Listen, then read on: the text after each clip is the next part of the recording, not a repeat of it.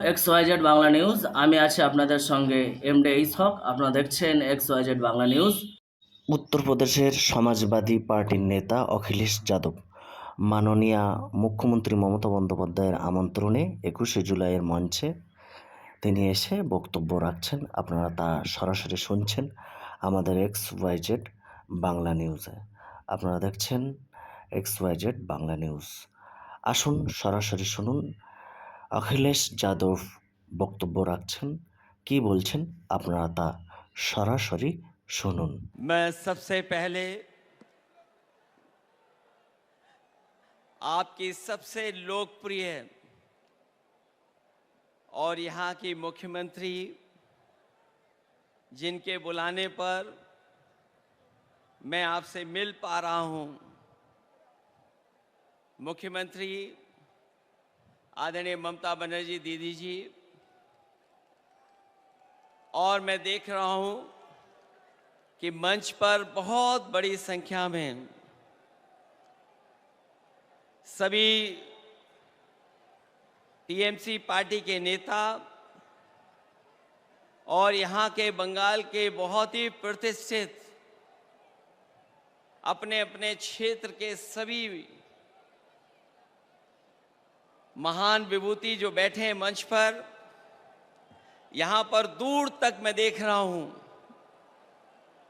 दीदी की पार्टी के टीएमसी के सभी हमारे कार्यकर्ता, नेता, माताएं, बहनें, पत्रकार साथियों, मैं सबसे पहले आपके मुख्यमंत्री जी का बहुत बहुत धन्यवाद और आभार प्रकट करना चाहता हूं कि उन्होंने अपने इस कार्यक्रम में मुझे आने का मौका दिया है। मैं जब से एयरपोर्ट से चला हूं, मैं लगातार कार्यकर्ता और नेताओं को देख रहा हूं मैं, और जब मैं घर से मिल करके निकल करके आया हूं, मैं देख रहा था कि दीदी अपने कार्यकर्ताओं को देख करके जितना खुश हो करके और जिस भाव से उनसे मिलने की कोशिश कर रहे थे, ये जो लगाव है, जो रिश्ता है एक नेता और कार्यकर्ता का, यही दल को मजबूत बनाने का काम करता है। क्योंकि आज हम दुखी मन से भी,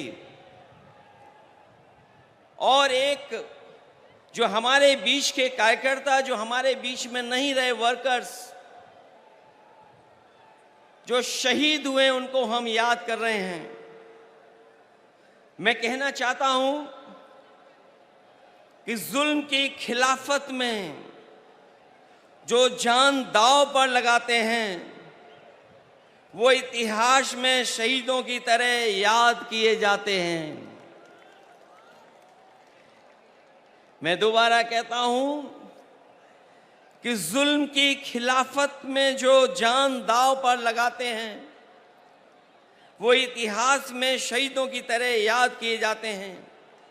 आज का दिन कार्यकर्ताओं की शहादत को याद करने का है, लेकिन आंख में आंसू लेकर के, और आंख में आंसू ला करके नहीं, बल्कि सर को ऊपर उठा करके, क्योंकि ऐसी शहादतें ही किसी दल और उसके नेता और देश का गौरवशाली इतिहास बनाती हैं। ये हर किसी पार्टी के सौभाग्य नहीं होता, ऐसा हर दल के लिए सौभाग्य नहीं बनता जिसे ऐसे जान देने वाले वर्कर्स मिलते हों। मुझे इस बात की प्रसन्नता है कि आदरणीय दीदी के पास ऐसे वर्कर हैं जो अपनी जान भी दे देते हैं, लेकिन परवाह नहीं करते हैं।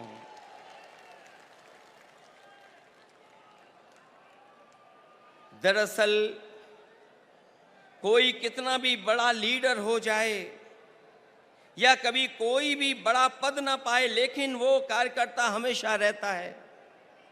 कार्यकर्ता सबसे छोटा नहीं, सबसे बड़ा होता है। कार्यकर्ता ही किसी दल की बुनियाद होता है, वर्कर ही हमारे पार्टी की बुनियाद में होता है। उसी की शहादत अगर ये बताती है कि वो पार्टी के प्रति कितना वफादार था, तो पार्टी द्वारा उसको याद करना बताता है कि पार्टी के दिल में उसके लिए कितनी ऊंची जगह है।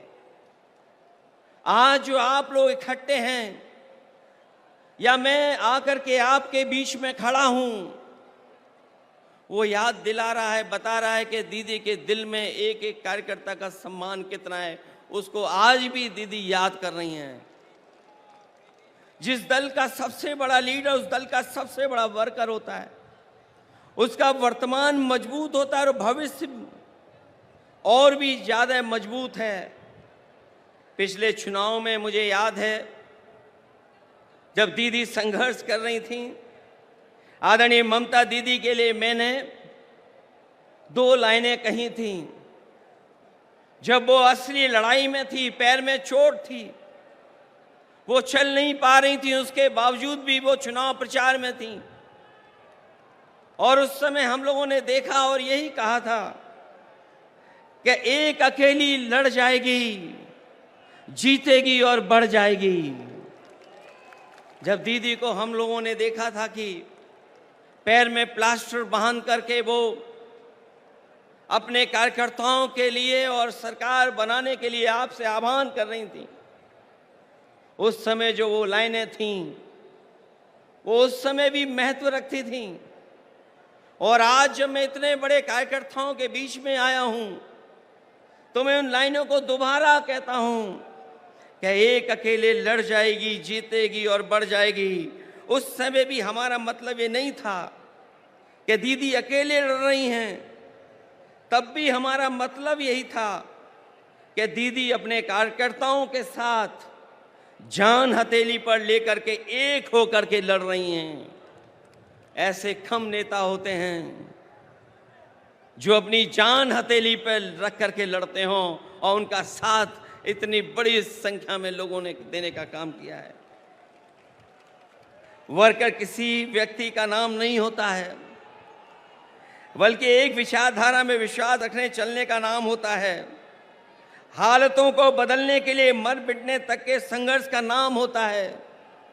क्योंकि एक बार पॉलिटिकल वर्कर जब खड़ा हो गया साथ, तो वो जीवन भर उस पार्टी के साथ खड़ा होता है। मैं ऐसे कार्यकर्ताओं को धन्यवाद और आभार प्रकट करूंगा कि जो दीदी के साथ जब शुरुआती संघर्ष किया होगा, उस दिन से आज तक उनके साथ खड़ा दिखाई दे रहा है, उनके साथ संघर्ष करता हुआ दिखाई दे रहा है। और जब हम देश की राजनीति को देखते हैं, तो आज की चुनौती बड़ी है। सांप्रदायिक ताकतें अपना षड्यंत्र रच रही हैं। जो सत्ता में लोग हैं दिल्ली में, और दिल्ली के इशारे पर जो लोग बैठे हैं जगह जगह पर, वो लगातार षड्यंत्र कर रहे हैं। लेकिन मैं जानता हूं आपका साहस, आपकी बहादुरी, आपका साथ जो दीदी के साथ है, वो हर षड्यंत्र का मुकाबला करने के लिए तैयार हैं। देश को ऐसी ताकतें हैं जो विभाजनकारी राजनीति के नाम पर बांट करके हमेशा के लिए राज करना चाहती हैं। लेकिन ऐसा करने में वो कुछ समय के लिए कामयाब भी हो जाएं, पर आखिरकार वो हारेंगे, क्योंकि गलत मंसूबे कभी अपनी मंजिल नहीं पाते हैं। जो इंसान और इंसाफ के साथ खड़े होते हैं, जीत आखिर उन्हीं की होती है। जो नकारात्मक लोग अंदर से डरे होते हैं, वही साजिश करते हैं। मुखबरी का काम तो कर सकते हैं, लेकिन सामने की लड़ाई लड़ करके जान देने की हिम्मत उनमें कभी नहीं होती है। खुदगर्जी और मुनाफाखोरी ही इनका कारोबार होता है, जिसको बढ़ाने के लिए सियासत करना चाह के भी लोगों का भला कभी उनका मकसद नहीं होता, न कभी रहेगा ऐसे लोगों का। इसलिए हर हाल में मैं किसी भी स्तर तक वो लोग गिर कर के सत्ता में अपने हाथ में रखना चाहते हैं। हालांकि बंगाल ने, आप लोगों ने मिलकर के यहां मुकाबला किया, बीजेपी को हटा दिया, पीछे छोड़ दिया। यूपी भी आपके साथ रह करके पीछे छोड़ दिया। ये जो सत्ता में कुछ दिन के लिए आए हैं, ये कुछ दिन के मेहमान हैं।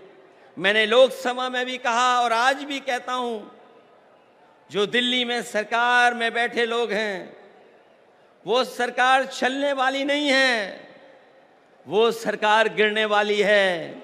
और हम और आप लोग देखेंगे एक दिन कि यही सरकार गिरेगी और हमारे आपके लिए खुशियों के दिन भी आएंगे। इसलिए मैं कहना चाहता हूं, लोगों का भला न कभी इनका मकसद रहा है, न कभी रहेगा। इसलिए हर हाल में किसी भी स्तर तक गिरकर सत्ता अपने हाथ में रखना चाहते हैं। ऐसे लोग दूसरों की तो जान लेते हैं, लेकिन खुद कभी जान नहीं देते हैं। ये लोग शहीद भी उधार लेते हैं।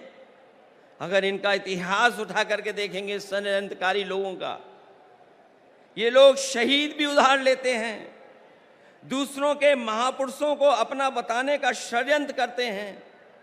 क्योंकि नकारात्मक लोगों के पास अपने महापुरुष नहीं होते, न इनके पास गुरुदेव होते हैं, न नेताजी होते हैं। जो लोग इंसानियत को बांटते हैं, उनके बीच कोई महापुरुष भी कैसे बन सकता है, कैसे आ सकता है। महापुरुष होने की पहली शर्त यही है कि उसके दिल में इंसानियत धड़कती हो और जो सच के साथ देने के लिए कोई भी कीमत चुकाने को तैयार रहता हो। ऐसी हिम्मत और हौसला नकारात्मक राजनीति करने वालों में न कभी रहा है और न कभी रहेगा। जब जब जनता जागरूक होती है, ऐसे लोगों में खलबली मच जाती है। इनके झूठे प्रचार और जुमलों की कलई खुदने लगती है और ये भी हताश होकर के आपस में लड़ने लगते हैं।